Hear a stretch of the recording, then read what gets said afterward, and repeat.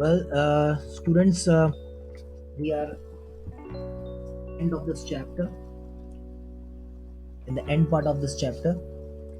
So I'll start from there. When I decided to go abroad for further studies, I was sure my grandmother would be upset. I would be away for 5 years. At her age, one could never tell. But my grandmother could. She wasn't uh, even sentimental. She came to leave me at railway station but did not talk or show any emotion. Her lips moved in prayer. Her mind was lost in prayer. Her fingers were busy telling the beads of a rosary. Silently she kissed my forehead. And when I left, I cherished the most moist imprint as perhaps the last sign of physical contact between us. But that was not so. After 5 years, I came back home and was met by her at the station. She did not look a day older. She She still had no time for words, and while she clasped me in her arms, I could hear her reciting her prayers even on the first day of my life. Her happiest moments were with her sparrows, whom she fed longer, and with frivolous rebukes.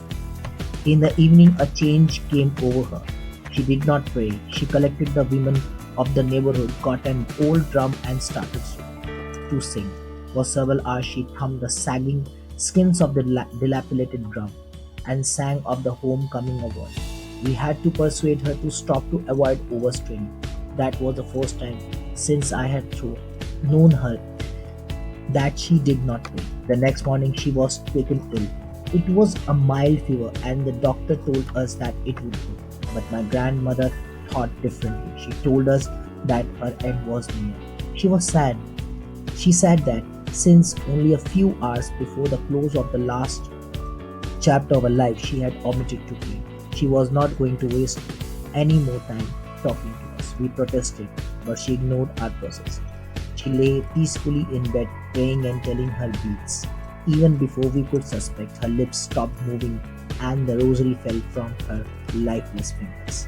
A peaceful pallor spread on her face, and we knew that she was dead. We lifted her off the bed and, as is customary, laid her on the ground and covered her with a red shawl. After a few hours of mourning, we left her alone to make arrangement for her funeral. In the evening, we went to her room with a crude stretcher to take her to be cremated. The sun was setting and had lit her room and veranda with a blaze of golden light. We stopped halfway in the courtyard, all over the veranda and in her room, right up to where she lay dead and stiff wrapped in the red shawl. Thousands of sparrows sat scattered on the floor. There was no chair. We felt sorry for the birds, and my mother fetched some bread for them. She broke it into little crumbs the way my grandmother used to, and threw it to them. The sparrows took no notice of the bread. When we carried my grandmother's corpse off, they flew away quietly. Next morning, the sweeper swept the breadcrumbs into the dustbin. Now, the explanation. Now, writer decided to go abroad for further studies, and there was a huge difference of the relationship. Though she was with the author, she escorted author, but she had no sign of tension on her face. Her lips constantly moving prayer as usual, her mind was lost in prayer, and her fingers was busy in beads of rosary. She silently kissed writer on his forehead, and she accepted this is the last contact between them. That was the last physical contact between them, as even as for the writer. After 5 years, when he came back and he met her at the station, she did not look the older. Same manner, just because of her uh, simplicity, because she was absorbed in